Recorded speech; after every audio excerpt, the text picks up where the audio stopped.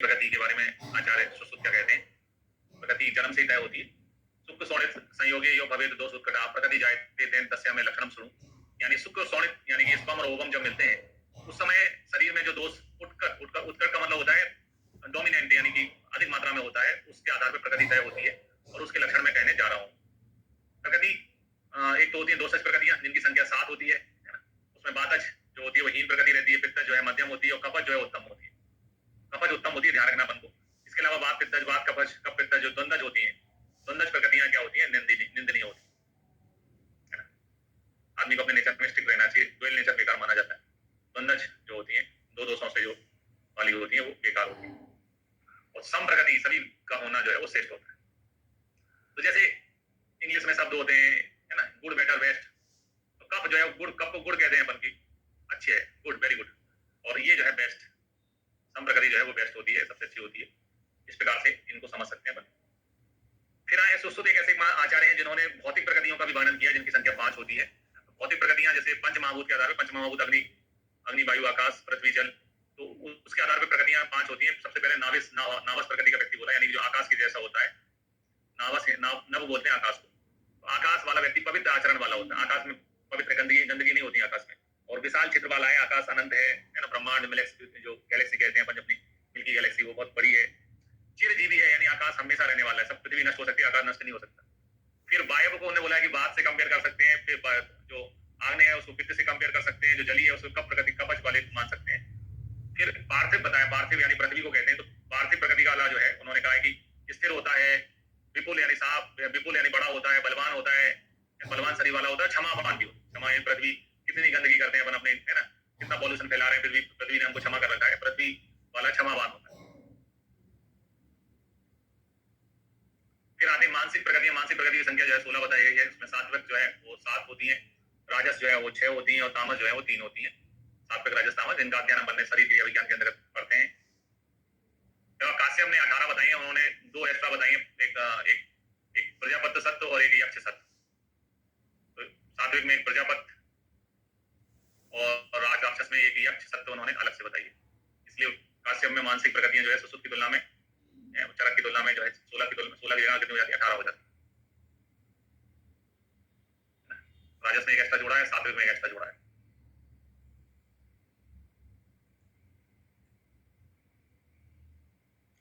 फिर आते हैं गर्भोक्त, चरकोक्त गर्भ विकृतियां, है ना। तो चरकोक्त गर्भ विकृतियों में देखते हैं अपन कौन कौन सी विकृतियां होती है। चरक कोई भी चीज बताएं और वो संख्या में 8 है तो वो तो सवाल ही पैदा नहीं होता। तो चरक में जो है गर्भोक्त विकृतियां 8 बताई है संख्या में, है ना। इनमें सबसे पहला आता है, सबसे पहला दुई रेता, जैसा नाम है दुई रेता, यानी कि दोनों माता और पिता दोनों की जो है शुक्र आर्तव समान मात्रा में इसके अंदर। तो इसमें स्त्री पुरुष के दोनों के लक्षणों से युक्त होता है, स्त्री पुरुष दोनों के लक्षणों से युक्त होता है। शुक्र आर्तव के समभाग से उत्पन्न होता है। दोनों 50-50 हो गए ना, तो अगर कोई 51 हो जाता तो वो प्रबल हो जाता है ना। 50-50 है तो वो भी व्यवहार में भी कैसा है 50-50, ना पूरी तरह से मेल है ना पूरी तरह से फीमेल है, दोनों के संभाग से उत्पन्न होता है। और शुक्र एवं आर्तव का मातादी दो से दूषित होना, है ना, इसके पीछे कारण होता है। फिर आता है पवनेन्द्रिय। अब अपन तो जननेन्द्रिय या शुक्रेंद्रिय सब यूज करते हैं ना, क्योंकि शुक्रेंद्रिय क्यों कहते हैं? क्योंकि उसमें से जब मैथुन होता है तो शुक्र निकलता है ना। जननेन्द्रिय शुक्रेंद्रिय कहते हैं क्योंकि उसमें शुक्र निकलता है। लेकिन जिसमें मैथुन करते समय जननेन्द्रिय से शुक्र स्राव के स्थान पर वायु निकले, पवन निकले, है ना, तो उसको क्या बोलेंगे? पवनेन्द्रिय बोलेंगे। इसमें शुक्र स्राव के स्थान पर वायु निकलती है। रीजन क्या होता है कि विकृत वायु मतलब बेकार वायु जो है गर्भस्थ बालक का शुक्राशय नष्ट कर देती है, शुक्राशय जो है नष्ट कर।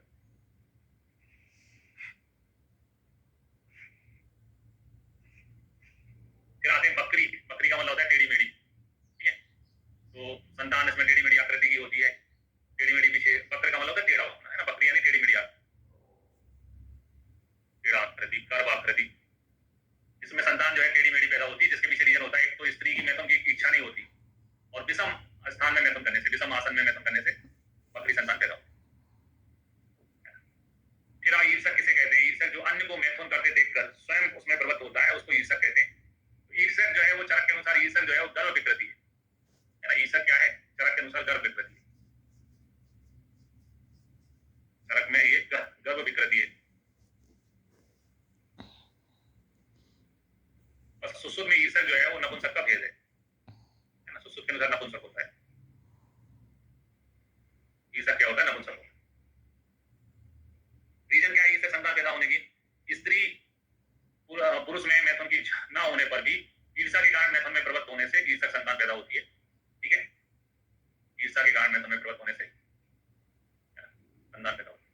फिर आते नरसंड और नारी संड, है ना, पुरुष के लिए लिखा है। नरसंड को पुरुष नपुंसक कहते हैं, नारी संड को स्त्री नपुंसक के नाम से जाना जाता है, संड को। तो जब दुर्बल अल्प शुक्र आर्तव वाले स्त्री पुरुष बिना कामोत्तेजना एवं मैथुन में आसक्ति, है ना, मैथुन में आसक्ति मंदता के साथ मैथुन में प्रवृत्त होते हैं, तब जो है नरसंड और नारी संड की उत्पत्ति।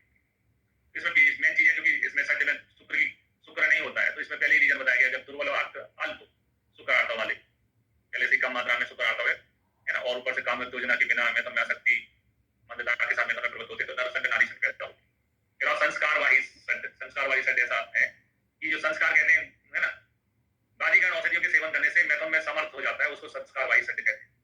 इसके पीछे रीजन होता है कि विकृत वायु जो है गर्भस्थ बालक का शुक्राशय द्वार, जो शुक्र जिसमें से निकलना है उसका द्वार जो है विक्षुब्ध कर देती है ना, विक्षुब्ध यानी थोड़ा सा कस के लॉक कर दिया, बाजीगण औषधियों से खुल गया, इस टाइप से समझ सकते हैं। इसमें शुक्राशय का द्वार क्या रहता है, विक्षुब्ध रहता है ना, इसको संस्कार औषधियों के सेवन से ठीक हो जाएगा। फिर बातिक संड में किसकी बात नहीं करना है, बातिक संड में विषण की बात नहीं करना है, विषण होते नहीं है, होते हैं तो छोटे होते हैं, अनुपस्थित होते हैं, तो विषण की, है ना, टेस्टिस जो कहते हैं उनकी बात नहीं करना, यानी बात करने लायक होते नहीं है। इसमें विकृत वायु और पित्त, नाम बातिक संड है, नाम है बातिक, लेकिन दोष इसमें बात पित्त होता है, दोष बात पित्त होता है, नाम में आता है बातिक लेकिन बात पित्त होता है, और गर्भस्थ बालक के जो है वसण को नष्ट कर देता है, उसको बातिक संड कहते हैं। तो 3 क्वेश्चन है बहुत इंपॉर्टेंट। पहला इंपॉर्टेंट क्वेश्चन को समझते हैं, कौन से निम्नलिखित में से कौन सी गर्भ विकृति में शुक्राशय नष्ट होता है, भवनेन्द्री। निम्नलिखित में कौन सी गर्भ विकृति में शुक्राशय का द्वार विक्षुब्ध होता है, संस्कारवाही संड। निम्नलिखित में कौन सी गर्भ विकृति में वृषण नष्ट होते हैं, बातिक संड।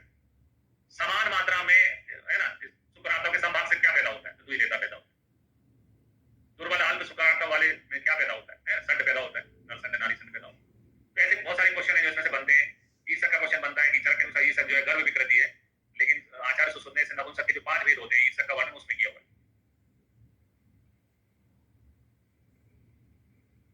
ठीक, इसके बाद में आगे देखते हैं सारंगधर के अनुसार गर्भ व्यापक। तो सारंगधर ने शुक्र दोष 8 बताए, स्त्री दोष 8 बताए, गर्भ व्यापक भी उन्होंने 8 ही बताए। गर्भ व्यापक में सबसे पहले देखते हैं कौन सा, इन्होंने उपपिष्टक का वर्णन किया है। उपपिष्टक में लिखा है रेस्ट ऑफ फीटल ग्रोथ का ना होना, वो उपपिष्टक में देखने को मिलता है। गर्भ अवस्था में ही रजो दर्शन से गर्भ की पुष्टि ना होना, ठीक है, तो मतलब प्रेगनेंसी जब कंसीव हो जाती है तो मेंस्ट्रुअल आना बंद हो जाता है, लेकिन उपपिष्टक में ऐसा नहीं होता है, गर्भ अवस्था में भी रजो दर्शन होता है, यानी आता आता है, उसके कारण उपपिष्टक होता है। नाभोदर का मतलब होता है प्योर, यानी कि कम फीटल ग्रोथ का होना। तो बात वर्धक आहार विहार से वायु गर्भ को शुष्क कर देती है, उसको नाभोदर कहते हैं। देखो नाभोदर में नांग है, नांग की क्या होती है, नांग गति करता है, जहाँ गति है वहां पर क्या होता है, वात दोष होता है। ये फंडे दिमाग में बिठाने के, नाभोदर में कौन सा दोष होता है, तो वात, है ना, नाम यानी गति, नाम की गति, बात वर्धक आहार विहार करने से वायु गर्भ को शुष्क कर देती है, बात दोष होता है नाभोदर में, है ना, इसको नाभोदर कहते हैं। फिर मक्कल को पोस्टमार्टम कॉलिक भी कहते हैं। तो मक्कल को दो प्रकार के मक्कल माने जाते हैं, गर्भ मक्कल होता है, एक प्रसूता मक्कल होता है। तो गर्भ मक्कल क्या है, गर्भ अवस्था में वायु हृदय वस्ती और सिर में वेदना उत्पन्न करती है, उसको गर्भ मक्कल कहते हैं। प्रसूति मक्कल क्या है, प्रसूता अवस्था में वायु रक्त को रोककर वेदना उत्पन्न करती है, उसको प्रसूता मक्कल कहते हैं। मक्कल भी एक प्रकार का पेन है। देखो कॉलिक यानी क्या है, कॉलिक, इसको कॉलिक का मतलब होता है पेन, पेन बिना बात के नहीं होता। तो चाहे गर्भ मक्कल हो चाहे गर्भ, है ना, दोनों में दोस्त इन्वॉल्वमेंट है वायु, गर्भावस्था में वायु, प्रसूता अवस्था में वायु, ठीक है, दोनों में बात ही दोष रहता है मक्कल सूल में। फिर आए मूढ़ गर्भ, एबनॉर्मल फीटल प्रेजेंटेशन के नाम से जाना जाता है मूढ़ गर्भ में। मूढ़ गर्भ में कहा जब विगुण अपान बात से पीड़ित गर्भ अपत्य मार्ग में अनेक प्रकार से जाकर मूढ़ गर्भ उत्पन्न कर देता है, उसको, है ना, मूढ़ गर्भ के नाम से जाना जाता है। है ना, मूढ़ गर्भ में कौन सी वायु इन्वॉल्व रहती है, अपान बात, है ना। आमतौर पर जो है जब 8वां महीना खत्म हो जाता है और 9वां महीना स्टार्ट होता है तो बच्चे का सिर जो है वो इंगेज हो जाता है नीचे, है ना, टिबिक सिम्बाइसिस में प्रसव के लिए। लेकिन ऐसा ना हो कि बच्चे का सिर ना हो कि उसका कंधा हो जाए, पैर आ जाए, हाथ आ जाए, उसको एबनॉर्मल प्रेजेंटेशन कहते हैं, उसको मूढ़ गर्भ के नाम से जाना जाता है। आड़ा बच्चा कहते हैं, बच्चा जो है वो, है ना, सिजेरियन ऑपरेशन ही होता है ऐसे केसों में। फिर अब विस्कंभ, है ना, विस्कंभ में लिखा हुआ है कि नाभि नाड़ी के बाद से शुष्क हो जाने से, नाभि नाड़ी नहीं अम्लाइकल कॉर्ड, नाभि नाड़ी के बाद से, कौन सा दोष है, बाद दोष से शुष्क हो जाने के कारण रस का, है ना, आपने कहा था ना, नाभि नाड़ी से रस की उत्पत्ति होती है, जरायु से रक्त की, है ना, पढ़ा था आज, रस का ठीक से बहन ना होने से गर्भ सूख जाता है, उसको विस्कंभ कहते हैं। फिर भागवत में विस्कंभ मूढ़ गर्भ का एक प्रकार होता है। फिर गूढ़ गर्भ, गूढ़ का मतलब होता है छुपा हुआ। वाद दोष से गर्भ सूख कर जीव सोदस में, जीव विहीन होकर सोदस में लीन हो जाता है, जीव विहीन होकर सोदस में लीन हो जाता है। गूढ़ गर्भ को जो है आगे चल के भी चरक सुसुत में पढ़ते हैं तो उसमें लीन गर्भ बोला जाता है उसको, जिसको सारंग गर्भ जो है गूढ़ गर्भ कह रहे हैं उसी को लीन गर्भ बोलते हैं दूसरे आचार्य। फिर आप जरायु दोष, जरायु है ना, पादादि दोष, जरायु गर्भ दोनों को दूषित कर सकते हैं, उसको डिसऑर्डर ऑफ प्लेसेंटा कहते हैं। जरायु का, जरायु अपरा ये सब प्लेसेंटा से जुड़े हुए शब्द हैं। फिर आप गर्भपात, तो गर्भपात और गर्भस्राव दो टर्मिनोलॉजी होती है, एक को अपन मॉडर्न में मिसकैरेज बोलते हैं गर्भस्राव को, और गर्भपात को अपन एबॉर्शन कहते हैं। तो सारंगर के अनुसार 4 माह के पूर्व जो है मिसकैरेज कहलाता है, गर्भस्राव कहलाता है, और 4 महीने के बाद में गर्भपात कहलाता है। स्राव, स्राव, स्राव किसका होता है? जो सेमी सॉलिड चीज होती है।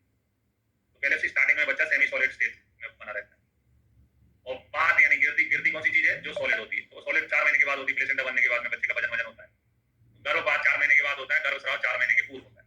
लेकिन 2 आचार्य जो है वो 4 महीने के 3 महीने बताते हैं, चरक और भोज। गर्भस्राव के लिए चरक और भोज 3 महीने बताते हैं। फिर गर्भपातन, अरिष्टक का पर्याय, अरिष्टक यानी रीठा, रीठे का पर्याय, इसके नाम में अरिष्ट आता ही है, तो वैसे ही है ना, अरिष्टक का पर्याय है। और गर्भपातनी जो है वो लांगली, लांगली यानी कलियारी जिसे कहते हैं, अग्निशिखा कहते हैं।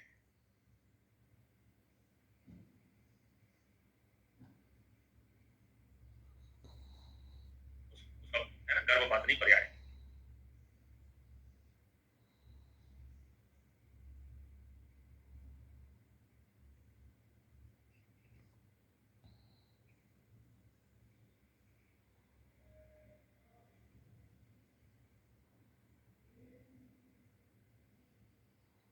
इसके बाद में आते हैं दूसरे आचार्य क्या बोलते हैं, गर्भपात और गर्भस्राव के बारे में देखते हैं। तो चरक में लिखा है गर्भस्राव किसे कहते हैं, तो 3 महीने तक गर्भस्राव संज्ञा दी जाती है ना, 3 महीने तक जो है गर्भस्राव संज्ञा दी गई है चरक में, है ना, और 4 महीने के बाद में गर्भपात होते हैं, क्योंकि द्वैतीय अवस्था चरक में 3 महीने तक होती है। लेकिन आचार्य सुश्रुत में श्लोक है चतुर्थात् मासात् सर्वे गर्भ विच्योति शरीर तथा स्थिर शरीर से पाता पंचषष्ट्यो, यानी 4 महीने तक जो है बच्चा सेमी सॉलिड स्टेज में रहता है, उसको उसका स्राव होता है, पूरा शरीर स्राव होता है 4 महीने तक को गर्भस्राव यानी मिसकैरेज बोलते हैं, और 5वें 6वें महीने में पंचपात बोलते हैं, पंचषष्ट्यो 5वें 6वें महीने में गर्भपात बोलते हैं। ठीक है, गर्भ जब स्राव होता है तो उस समय जो लक्षण होते हैं उनको प्रशंसमान अवस्था कहते हैं, है ना। तो प्रशंसमान अवस्था में लिखा है सादाह पार्श्व पृष्ठ शूल अना मूत्र संग असरदारी लक्षण देखने मिलते हैं। तो जो बच्चे माँ बाप बड़ी जतन से कोशिश करते हैं कि भैया कंसीव हो जाए, बच्चा पैदा हो जाए, और कभी ऐसा हो गया कि है ना अनलकी होने के कारण मिसकैरेज हो गया, तो दोनों को दर्द होता है, किसको? है ना, पापा को और माँ, माँ और पापा, माँ और पापा। ये माँ हो गया मूत्र संग और असरदार, ये हो गया माँ, और ये पास पृष्ठ शूल और अनार ये हो गया पापा। पापा या पा या माँ और पाप दोनों कह सकते हैं, माँ और पाप को दर्द होता है। प्रशंसमान अवस्था स्राव पतन के लिए किंचित नीचे की अवस्था, यानी कि स्राव से ज्यादा पतन से कम, ऐसा अवस्था है प्रशंसमान अवस्था।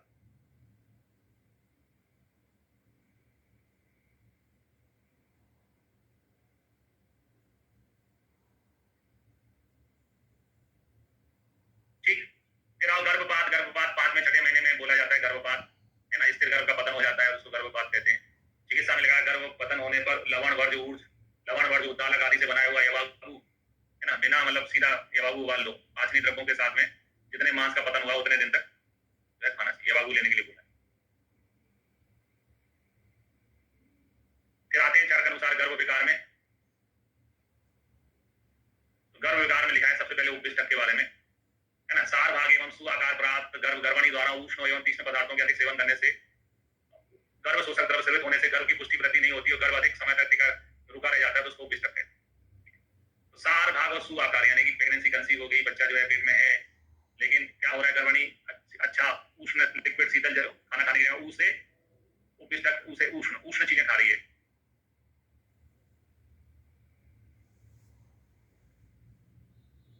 उसे उष्ण, उसे उपविष्टक।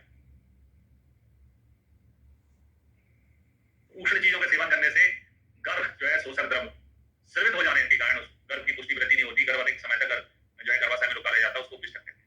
गर्भो वृद्धि ना प्राप्त न होती, निःसृत्वात्, निःसृत्वात् शब्द आता है, उष्ण चीजें जब मुंह में जैसे अपन कुछ गर्म गर्म खाते हैं तो स्राव निकलता है, निःसृत्वात्। फिर लिखा है कालम अति मात्रे कालम तिष्ठते अति मात्रम तमा उपविष्टतम अच्छे केचित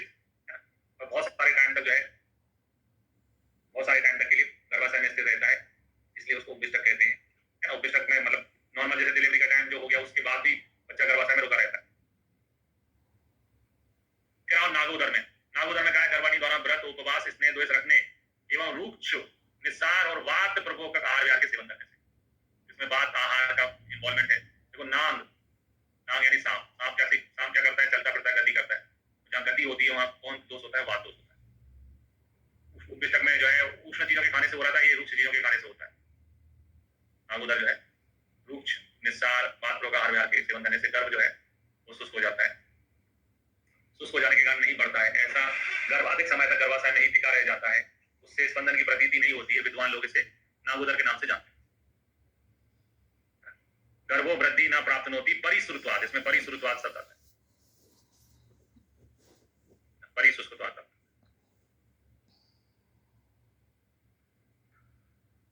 ठीक है, बाप के कारण कोई भी चीज शुष्क हो जाती है, सूख जाती है, हवा चलते हैं, पंखा चलता है तेज तो कपड़े सूख जाते हैं, तो इसमें निश्रुतवाद की जगह परिश्रुतवाद शब्द आता है।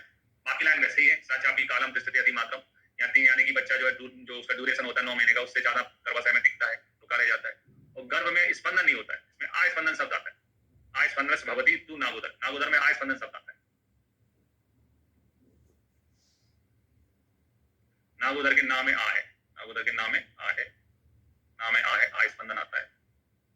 ऐसे भी अपने दिमाग को समझाना है।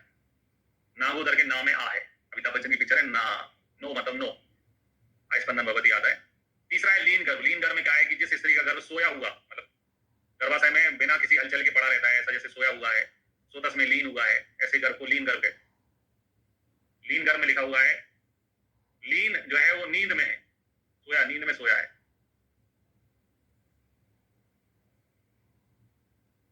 लीन का में नींद में लीन है, वो सोया हुआ एकदम निश्चेष्ट पड़ा रहता है, उसको लीन गर्भ कहते हैं। गर्भ प्रासुप्त तो ना स्पंदन, इसमें ना स्पंदन शब्द आता है, आय स्पंदन है, ना स्पंदन शब्द। गर्भ जो है प्रासुप्त अवस्था में पड़ा रहता है और इसमें स्पंदन नहीं होता लीन गर्भ में।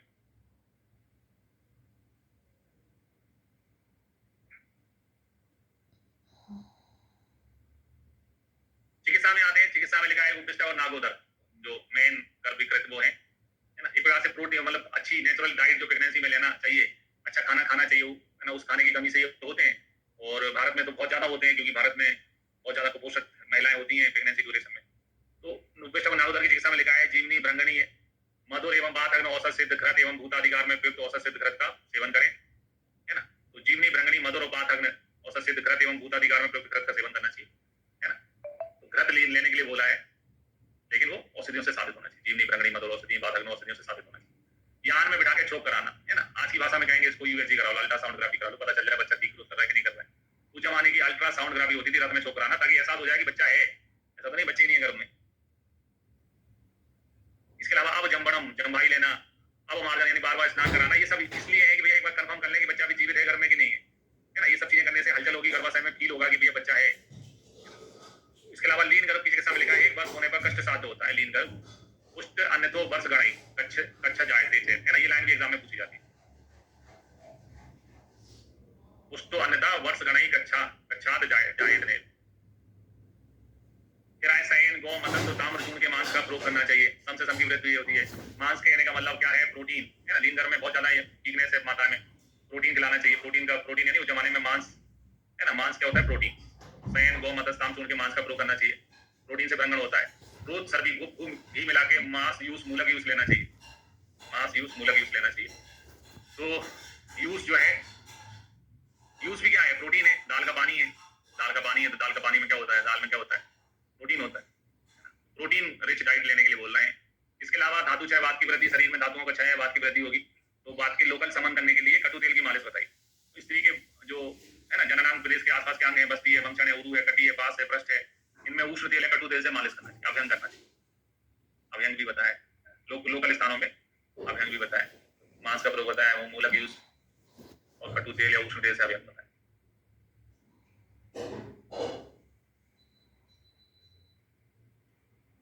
तेरा है सुश्रुत अनुसार, है ना, गर्भ विकार।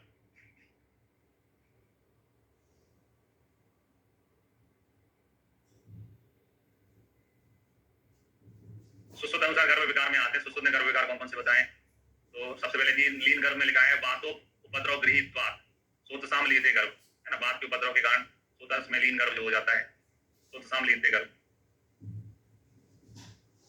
सो अति कालम अवस्था मानो व्यापत्ते, है ना, और उसके बाद में वो बहुत सारे टाइम तक मतलब गर्भावस्था में ही रह जाता है, प्रसव नहीं होता उसका, है ना। चिकित्सा में लिखा है मृदु स्नेहन आदि का उपयोग करना चाहिए, क्योंकि बात तो उसका इन्वॉल्वमेंट है, तो बात की चिकित्सा स्नेहन से हो जाती है।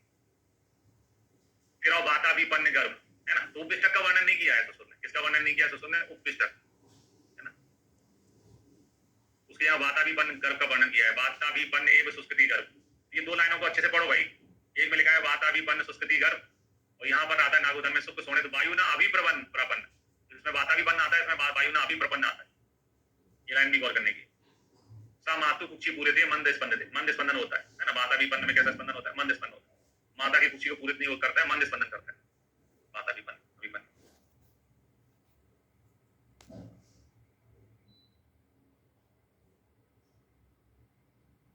है ना। माता की कुक्षी को पूरित नहीं करता, मतलब प्रेगनेंसी में जो कोई लेडी प्रेग्नेंट होती है तो कम से कम 9 से 11 किलो वजन गेन करती है, तो एक्सटर्नल वॉल्यूमेंट यानी कि बाहर से उसका पेट जो है वो निकला हुआ दिखाई देता है, लेकिन ऐसा नहीं होगा यहाँ पर। वाताभिपन्न में वो गर्भ जो है माता की कुक्षी को पूरित नहीं करेगा, यानी उसका साइज छोटा रहेगा, मंद स्पंदन रहेगा।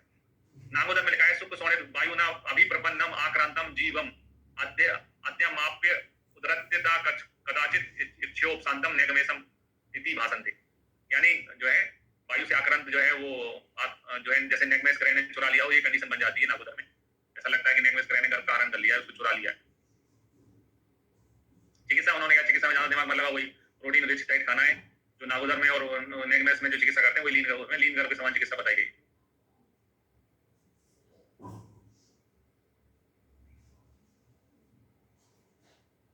फिर आते हैं भागवत में, भागवत अनुसार लिखा हुआ है ना गर्भ विकारों में। सबसे पहले उपविष्टक देखते हैं, तो उपविष्टक में लिखा है सार भाग एवं सुआकार प्राप्त गर्भ न बढ़ता हुआ पोस्ट गर्भाशय नहीं गति करता हुआ रुक जाता है, उसको उपविष्टक कहते हैं, इसमें उधर नहीं पड़ता है, ठीक है। तो चरक जैसे ही बताया हुआ है, कुछ अंतर नहीं किया जाता। संजात सारे मैथी गर्भे योनि परिश्रुतवाद, श्लोक में आता है गर्भे योनि परिश्रुतवाद, है ना। वृद्धि वृद्धि में प्राप्त वन, है ना। गर्भ कोष्ठे स्थिति सा स्फूरण, जिसमें स्फूरण होता है, क्विकनिंग होती है, हार्ट साउंड बच्चे की सुनाई देती है। नागोदर में लिखा है कि गर्भाणी द्वारा शोक उपवास एवं व्रत स्नेह द्वेष रखने एवं रूक्षादि आहार का सेवन करने से योनि से अतिरिक्त स्राव हो जाने से कुपित वायु गर्भ शुष्क होकर क्रस हो जाता है ना। नागोदर में वही दोष क्या किसका कुछ तो माना है, बात, बिना बात के नाम की गति नहीं होगी, जहाँ गति है वहां नहीं बात दोष है। नागोदर में कौन सा दोष है, बात, है ना। श्लोक है शोको उपवास रूक्षय अथवा योनि सर्वताल, योनिया अति सर्वताल, दो शब्द हैं, योनि परिश्रुतवाद उपविष्टक का है और योनि अति सर्वताल जो है वो नागोदर का है। योनि अति सर्ववाद, योनि परिश्रुतवाद, उपविष्टक का परिश्रुतवाद है और इसका नागोदर का अति सर्वताल। लिखा है बाते क्रुद्धे क्रस शुष्कते गर्भो नागोदरम इत्तम उदरम प्रत्यम प्रत्यम अत्यति हेते पूर्णम चिरा, यानी कि बात से क्रोधित होने से, है ना, नागोदर जो है गर्भ, नागोदर में गर्भ जो है शुष्क हो जाता है, और इसमें जो क्विकनिंग है यानी कि बच्चे की हार्ट साउंड है, स्पंदन जिसे कहते हैं, वो देर से सुनाई देता है ना। पूर्णम चिरा शब्द आता है। जबकि लीन गर्भ में कहा है जिस स्त्री का गर्भ गतिशीलता बिल्कुल ना हो, है ना, उसे लीन गर्भ कहते हैं। लीन इस पर लीन आके निष्पुरे, है ना। ये 3 क्वेश्चन बनेंगे जोड़े बनाने के हिसाब से, उपविष्टक और इनके आपस में मैच का फॉलोइंग में।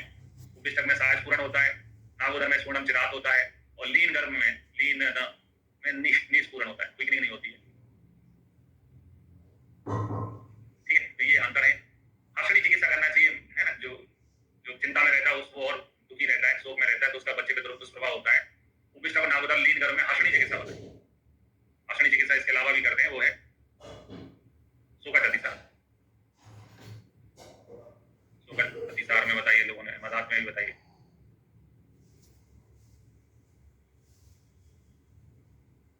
इसमें भी हर्षणी चिकित्सा सुखद अतिसार में बताते हैं, बताइए।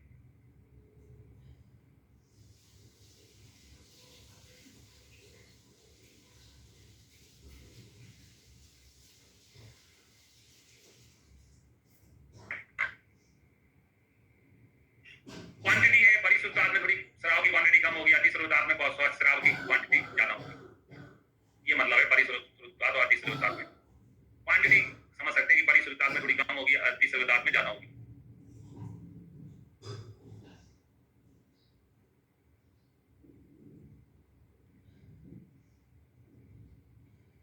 इसके बाद में आते हैं मूड गर्भ में। मूड गर्भ को ऑब्स्ट्रक्टिव लेबर के नाम से जाना जाता है। मूड गर्भ के 4 भेद बताए गए हैं, तकीला पितिकुरो बीजा किति परिगा। 4 ऑप्शन है, एग्जाम में बहुत पूछे जाते हैं, है ना। मूड गर्भ कितने प्रकार के होते हैं, ABCD करके, तो मिलाने के हिसाब से क्वेश्चन एग्जाम में आते हैं। तो सबसे पहले कील में लिखा है ऊर्ध्व बाहु बाहु सिरो पादो योनि मुख निरुद्धति कील एव सकीला, यानी जो कि जिसमें बच्चा बाहु यानी हाथ, सिर और पैर को ऊपर करके योनि मुख को कील की भांति अवरुद्ध कर देता है, उसको कील कहते हैं। अब जैसे आपको कील ठोकना है, कहीं पर कील लगाना है अपने घर में, कील को दीवार में ठोकना है, तो आप कैसे करोगे? हाथ में कील पकड़ोगे, फिर हथौड़ा लोगे, दूसरे हाथ में ठोकोगे, तो उसका आपका हाथ जो है ऊपर की ओर होगा, ऊपर हाथ रखोगे, फिर हथौड़ा मारोगे, कील को हाथ से पकड़ोगे। याद रखने का तरीका, कील में जो पहला शब्द आता है वो ऊर्ध्व बाहु आता है। श्लोक पहचानने की परीक्षा है, एग्जाम में कील लिखा आया तो आपको बस ऊर्ध्व ढूंढना है, ऊपर पहला शब्द। कील ठोकेंगे ऊपर, नीचे नहीं ठोकी जाती कील, है ना, ऊपर, है ना, है ना, ऊपर, है ना। योनि मुख को कील की भांति अवरुद्ध कर देता है, इसलिए इसको कील कहते हैं। इसी को दूसरे आचार्यों ने संकीलक कहा है। इस ऊर्ध्व बाहु चरणों शीर्षा सा योनि संगी सा भवति कील वत्स कीला। माता निदान ने इसी को कील को संकीलक कहा है और इसको लिखा है योनि संगी, योनि में अवरोध करने वाला होता है कील। फिर और प्रति खुर, खुर कहाँ होते हैं? जानवर के जो जानवर होते हैं उनके पैर में होते हैं, घोड़े जैसे जैसे जानवर है ना, जानवरों के पैर में होते हैं खुर, है ना। खुर कहाँ होते हैं? जानवरों के पैर में नीचे होते हैं, नीचे की तरफ। घोड़े वगैरह देखे होंगे, उनके खुर होते हैं। एग्जाम हॉल में श्लोक आ जाए, पहचानने की परीक्षा है किसका है? खुर कहाँ है? नीचे, नीचे नीचे नीचे होते हैं, हाथ कील ऊपर, खुर नीचे। जानवरों के शरीर का हिस्सा है, तो एक शब्द आयत में काय संगी, ऐसा याद करना आसान है। योनि संगी है कील और काय संगी है प्रतिकुल। प्रतिकुल में क्या रहता है? बच्चा हाथ पैर और सिर से निकला हुआ रहता है, परंतु शरीर से रुका हुआ रहता है अंदर की ओर। हाथ पैर तो निकल आते हैं, हाथ निकल आते हैं, सिर पैर निकल आता है, लेकिन उसका पीछे का नितंब वाला हिस्सा फंस जाता है, उसको प्रतिकुल कहते हैं। फिर आप बीजक में लिखा है यो निर्गच्छ एका सिरो बीजा, जो यो निर्गच्छ, निर्गच्छ के बाद में आता है एक का एक, एक लिखा हुआ है, एक है ना, एक इंपॉर्टेंट, जो गर्भ एक भुजा और सिर के द्वारा बाहर निकलता है उसको बीजक कहते हैं। एक बीज, एक बीज से ही पौधा बन जाता है, एक ही बीज काफी होता है पौधा बनाने के लिए, एक बीज काफी होता है। बीजा किस श्लोक में इंपॉर्टेंट है? एक शब्द आता है, निर्गच्छ एक सिरो बीजा। तेरा परिक, परिक में लिखा हुआ है कि यस्तु परिक योनि मुख आवृत, आवृत शब्द आता है। परिक होता है पर्दे जैसा, पर्दा खिड़की को अपन आवरण करने के लिए करते हैं, इसमें आवृत छुपा रहता है। तो जो गर्भ योनि मुख को परिक यानी पर्दे की तरह आवृत कर देता है उसको परिक कहते हैं। परिक यानी पर्दा जो कि आवृत योनि मुख को आवृत करता है। योनि संगी है कील, काय संगी है प्रतिकूल, एक संख्या वाला है बीजक, और पर्दे जैसा है परिक, योनि मुख को आवृत करने वाला है। एग्जाम में क्या आता है? ये चार लाइनें हैं, ठीक है। ऊर्ध्व बाहु सिरो पादो योनि मुख, ये लाइन लिखी, पूछा किस कौन से मूड का है ना, पहचानने, देखो पहचानने की परीक्षा हमारी। तो कील कहाँ ठोकेगी? ऊपर, ऊर्ध्व से चालू होता है कील का श्लोक। खुर कहाँ होते हैं? जानवरों के पैर में नीचे, नी से चालू होता है, निसरस से श्लोक। तेरा बीज एक ही काफी होता है, एक को जो है एक को निर्गच्छ एक, यो निर्गच्छ एक का शब्द आता है, और परिक पर्दे जैसा होता है। ऐसे करके इन चारों को याद रखना है।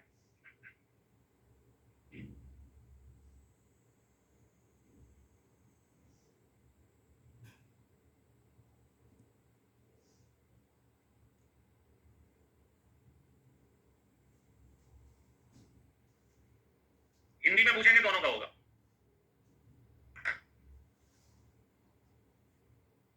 हिंदी क्वेश्चन पूछेंगे दोनों को होगा, संस्कृत लाइनें दोनों के अलग है।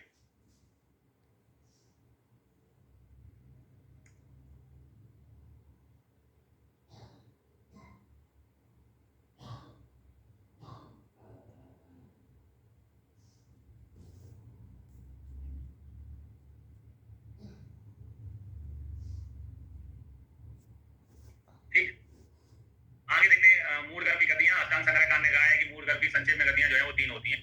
मूल गर्भ की गतियां कितनी होती है? एग्जाम का क्वेश्चन है, मूल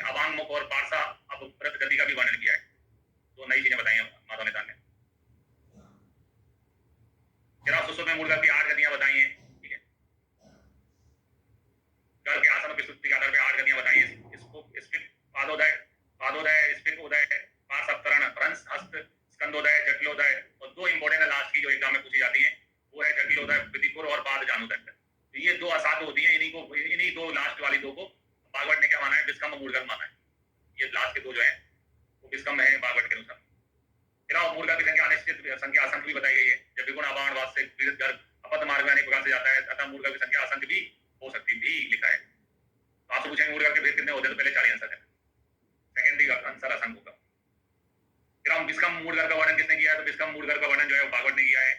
तो बताएं विस्कम मूड गर्भ शस्त्र क्रिया के योग होते हैं, यानी इसमें अपन को है ना नॉर्मल डिलीवरी नहीं करा पाए, सिजेरियन नहीं होना है, इसमें सी सेक्शन ही होना है। शल्य क्रिया का योग मतलब आज के जमाने के हिसाब से डिलीवरी सिजेरियन नहीं होनी है इसमें। ये दो कौन से हैं? एक तो उन्होंने नाम दिया हस्तपादो शिरोपी योनि भुग्न प्रबद्धते, भुग्न आता है इसके श्लोक में, पादेन योनि एकम भुग्नो अन्येन बुध।